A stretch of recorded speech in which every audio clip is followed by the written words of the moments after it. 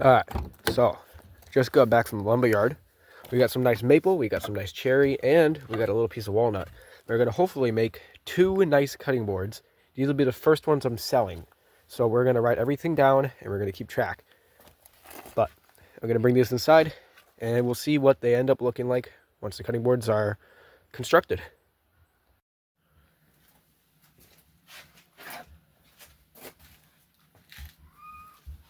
Alright, so we have our maple, our cherry, and our walnut. This cost us so far $29.85 just for the wood, and it took us about an hour to go and get it. This is 4 feet of 1x6 maple, 2 feet of 1x6 cherry, and 2 feet of 1x4 walnut. I'm hoping to make 2 cutting boards that are fairly symmetrical, but I might flip one of them over at the end. You'll see what I'm talking about. But the cutting boards are going to be mainly maple. They're going to have a walnut strip, and that walnut strip is going to be surrounded by cherry. So that's why we have a lot more maple than anything else and the smallest amount of walnut. But our next step is to take them to the jointer and to flatten the surfaces, because I don't really trust this, even though it's already kind of flattened. But so we have to bring them to the jointer now. We're going to joint them down, make them nice and flat, and then we'll bring them to height on the planer, and then we get more fun stuff after that. So let's go on to it.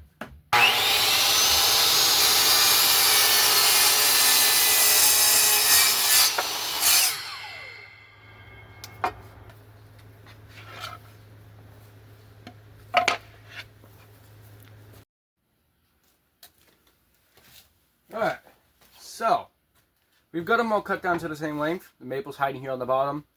Now, these are already like pre-finished, like I was saying, so I'm going to scribble on all of them on all sides with a pencil and then joint them, so that then I can keep track of what sides I've done and which sides need to be planed and everything else. So I'm just going to take my pencil and make a bunch of squiggly lines on all the faces and edges, and then we'll get to jointing it.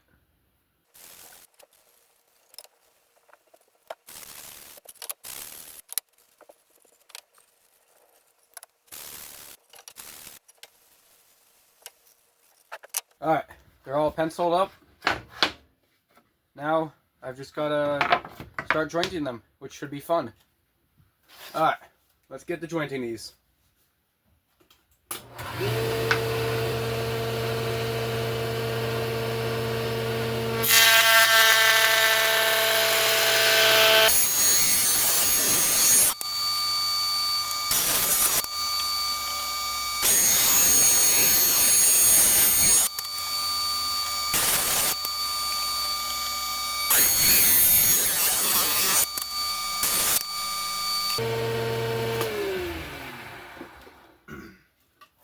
Alright, so they're all milled up. The maple took a lot more passes than everything else did, but it should be alright because we're only taking off a tiny bit of material at a time. But now we're going to go plane it down, so I'll meet you outside.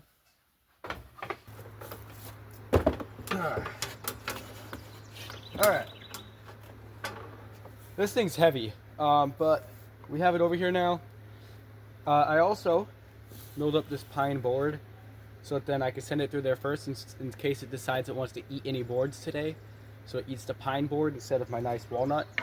So I'm going to set this up and we'll start planing it down. Alright, here goes nothing.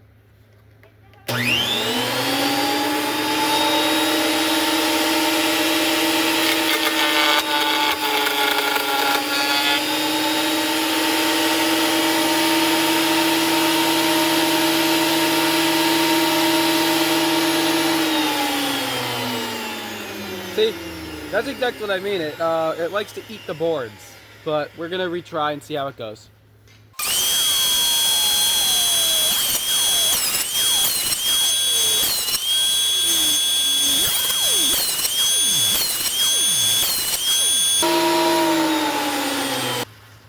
Alright, so they're about the same thickness now, so we're gonna start sending these through and really hope it doesn't try to eat one of my boards.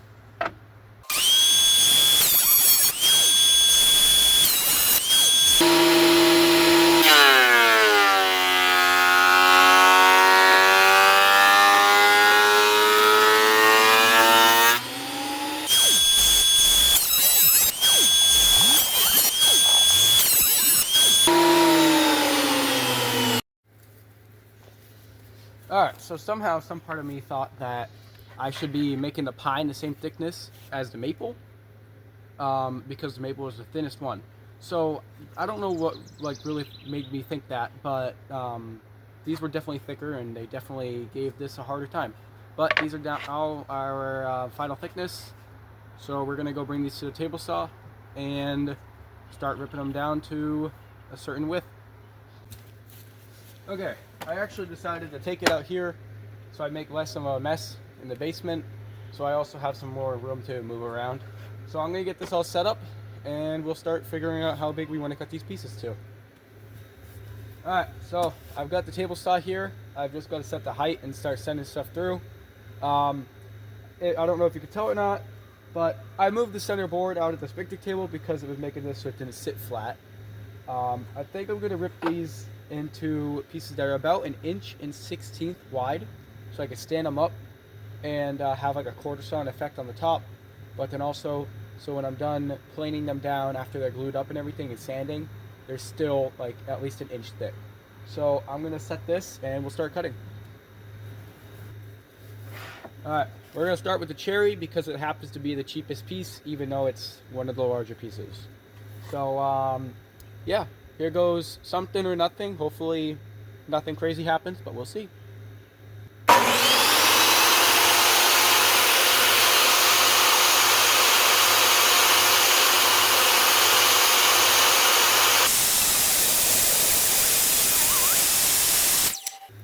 Alright, we got our strip of cherry. No one died, so we're gonna keep going. But I did just notice we got this tiny bit of snipe right here, but it should be cover-upable, so we'll see. But on to the next boards because we only need one strip of this. Okay, so just this is definitely not enough material for the 2 cutting boards. So I'm gonna end up cutting some more cherry and a little bit more walnut, and we're gonna see if we can make this look like a little cool pattern.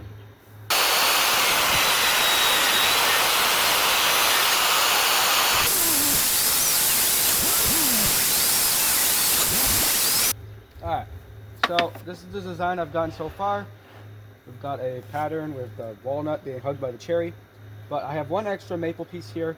So I think what I'm going to do is I'm going to split the piece down the middle and try to put it between some cherry. I'm not sure because it is actually warping quite fast, so we'll see what we can do. Alright, so I've got it set to this.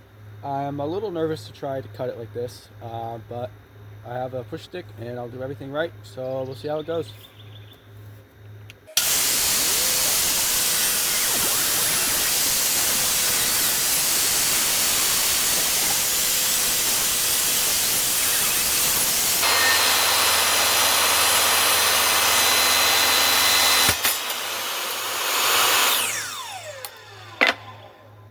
Alright, well, the fact is, you can not make it with that type of kerf because it's too small. So I'm going to pick up the pieces and try again. Okay, so we will in fact not be trying it again, because I don't want this to happen again. So what happened was, this was the kerf, like between my blade, or the throat plate, sorry, is too open. So it got, once it passed the halfway point, that pulled down inside of there. I saw it happening at first with at the beginning, but I decided to just keep going, but I didn't realize that because the blade's spinning this way that it would suck it inside of there. But we're all set, and we're just going to see what the cutting board ends up looking like without it then. Okay, so after some thinking, seeing that this is all we have left for scraps, we are not going to make the cutting board any bigger, and we're just going to have some more rectangular shaped cutting boards, and they should still look good. So I'm going to move on to the next step after I clean up, and we'll see what it looks like from there.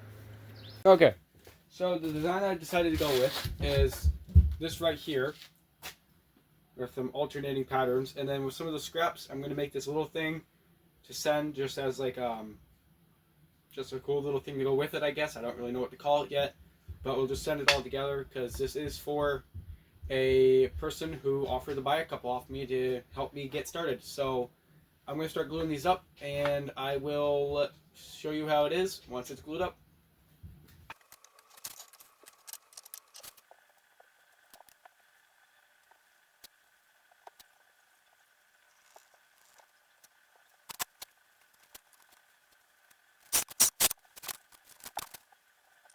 Alright, well, we only used the biggest possible clamps there was on Earth to get this done.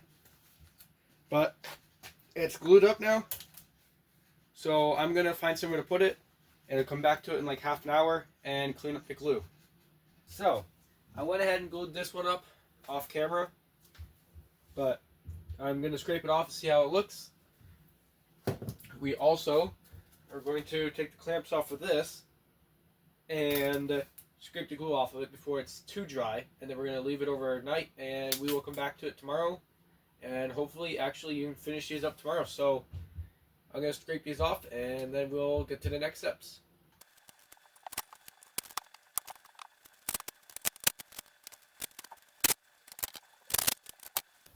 It's not perfect, but we've got the majority of the glue off of both of them, and now I'm going to let these sit overnight, and we will see how nice we can make it look in the morning, or actually tomorrow night. So we'll come back to it in about 24 hours and see what it looks like. Alright, so we are back the next day. We have the planer set for this one, and we're going to see if it works out. If it does, we'll send this next one through. So let's see if it eats the board or if it decides to give it back nicely.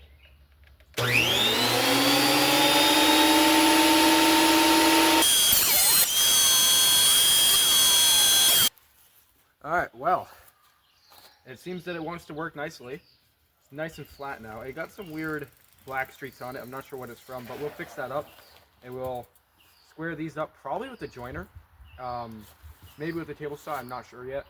And then we'll clean up the ends, and our little odd piece will be done. So now I'm going to set it to this piece, and we will get working on this one and hope it goes just as well as this did. Alright, I've got it set to what I sure hope is correct, and we're going to send it through there and take off very small pieces at a time, and then we will do the same process as I said with the little one, but to this one.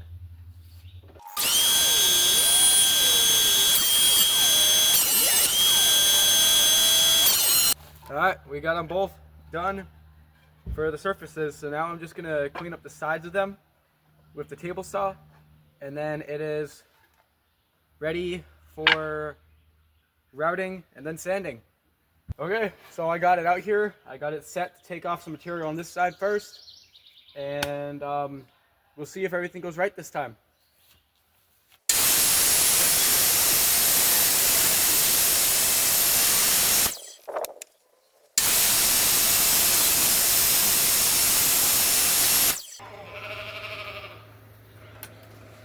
Alright, it looks good enough to me. The maple's got a little bit less on it than the cherry now, but I'm happy with it. So we're going to do the same thing with that now, and then bring them in the basement and clean them up. Alright, time to do it with this one. Let's hope it goes just as good.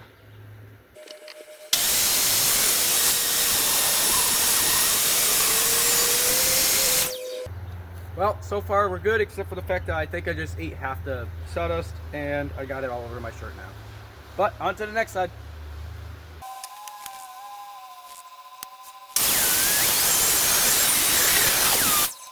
Well, it looks good, doesn't it? Now we've just got to cut it into its two pieces, and then bring it in the basement and start using a router table, unless we bring that out here too. Okay, we've got the fence way out of the way, and we've got the miter guide all set and squared up. So now I'm going to clean up one end of it, and then I'll probably use the fence and the miter guide at the same time, although I'm not so sure I'd recommend doing that because I've seen some funny things happen, but it's the best way I can do it. So we're going to try that. This part's perfectly safe. You can do this one. Relatively safe. Got a little bit of tear out, but we're going to get rid of that with the router in a couple minutes anyway, so it should be fine. Now we're going to clean up the end of this other one, and then we'll start using the fence to make our to make them to our sizes that we want. Alright, now we're going to make them all to their lengths that I want them at. Alright, I went ahead and I did some quick monkey math, and if I did everything right, which I hope I did, it should make it so I can do two 11 3/4 inch pieces out of each chunk, so we can get a good sized little cutting board, prep board thing, and then whatever we want to call that little strip that goes along with them. So I'm going to try to cut this up and hope it works out well. Alright, first one worked out well. Now we get to do the next one. I thought this was going to get sucked inside of there for a second. Also, I just found out that maybe our glue job's not that great because these just came apart easily. So did that one. But you know what? Maybe the inside of it will work well because a lot of these are actually coming apart now. But whatever. It seems to be holding it up well enough. But obviously, if it doesn't work out well, we'll make another one and we'll get it right for the customer. But now, I get to do this with the short board. So I'm going to go ahead and do that.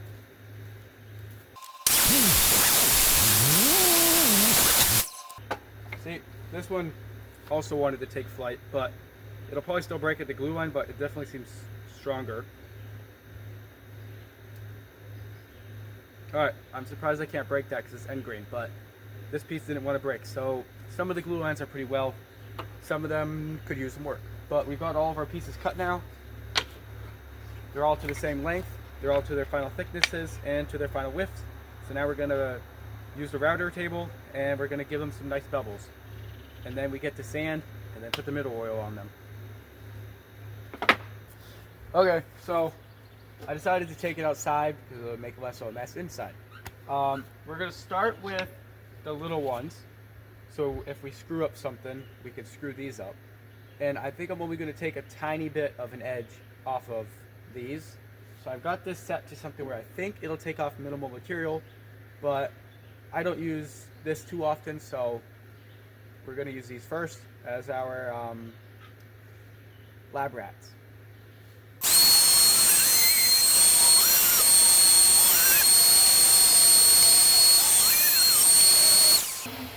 Alright, it looks good on the bottom. I'm going to try to bring it close up so you can see it. I really hope this works. But I've decided that I'm going to try to go ahead and do it on all faces except for these very corners because this would just be dumb and dangerous. So, not like we haven't already done anything dumb and dangerous. But we're going to go ahead and try it on this side and then we'll do it the other one. And then we'll start removing material slowly off the other ones. Alright, got both done. Now I'm going to move on to the larger ones. And I'll probably put this same bevel that I have on these on the top of those ones. And then we'll work on a much larger bevel on the bottom of them. But I really like the way this has come out. And they sound good too, actually. It's kind of funny. They look like little chopstick platforms. But we're going to do it with those ones now and hope it comes out just as well.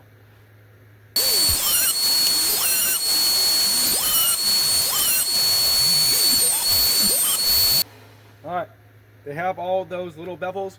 I really like the way this looks, but the person who I was making these for really wanted all the big bevels on the bottom, so I'm going to go ahead and make those.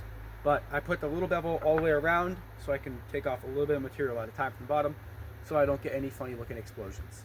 So I'm going to start doing that, and let's see if I can do this properly. Here's the time lapse.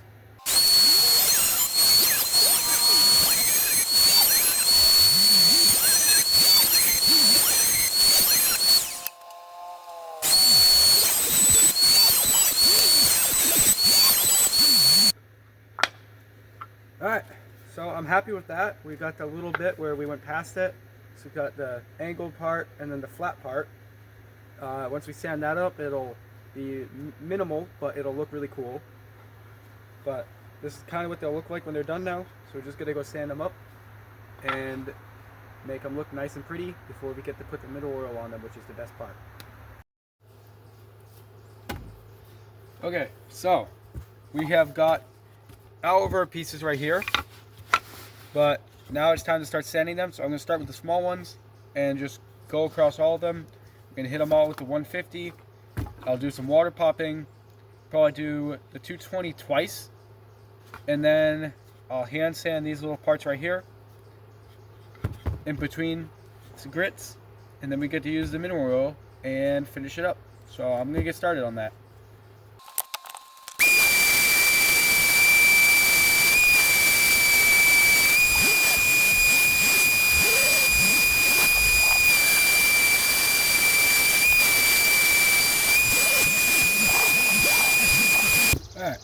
So they're all sanded with the machine to 150. Now I just got to hand sand these parts, and then we get to start water popping for when we get to 220.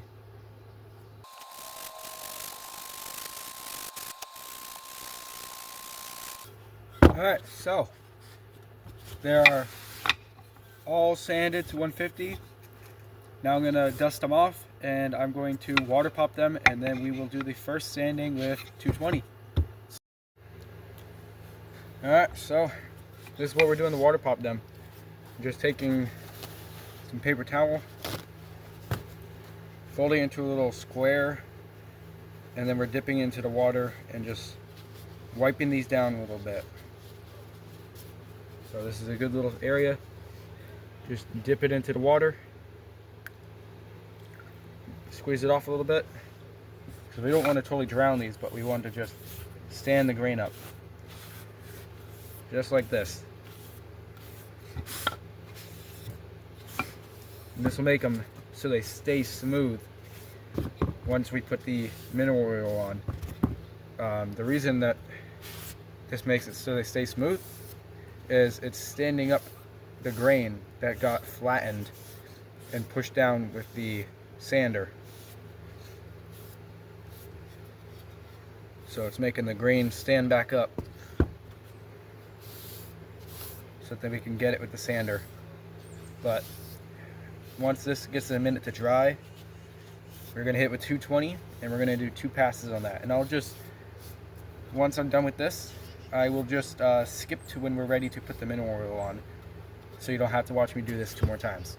So, ready? Watch. I'm going to clap my hands, and we're going to be ready to put mineral oil on. 3, 2, 1, magic.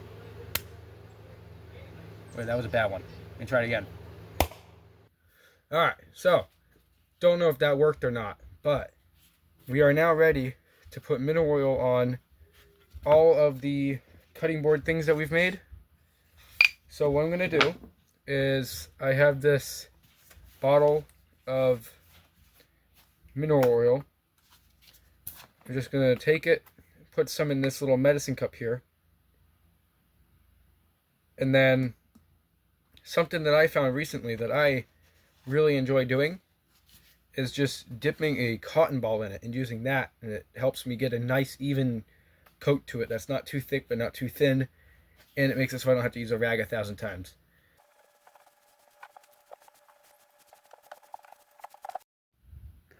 Alright, so they've all had a chance to sit around for about an hour, so they all have their 1 coat on. I'm going to put another coat on and see what it looks like. So I'm going to start with the little ones and go from there.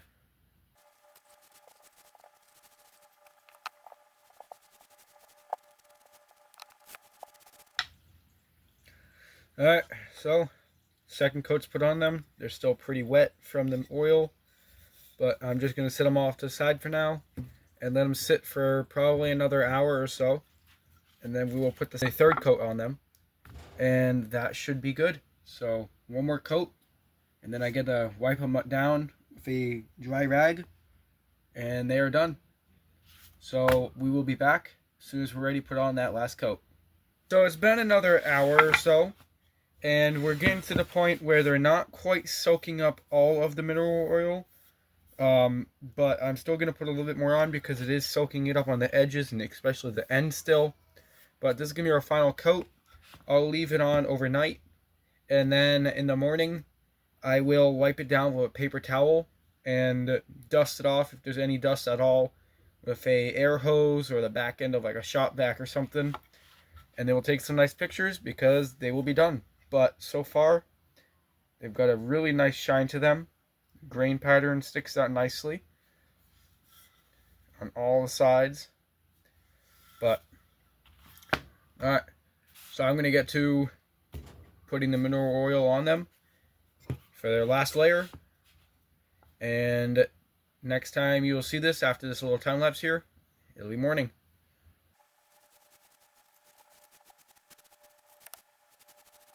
They have their 3 coats. They're all off to the side here, but we're going to let them dry overnight, and we will see what they look like in the morning. So see you in the morning. Okay, so it is now the next morning. they've all had a chance to sit overnight and to really soak up all the mineral oil. They're nice and dry. It doesn't really make my hands all oily, but they're definitely nice and still shiny. So now what I'm going to do is I'm going to take a paper towel and I'm just going to completely rub these a whole bunch just to get that last little bit of shine to them. And then they will be complete and we'll get some nice pictures. So I'm just going to go ahead and do this with the rest of them. And then you'll get to see how they look at the end.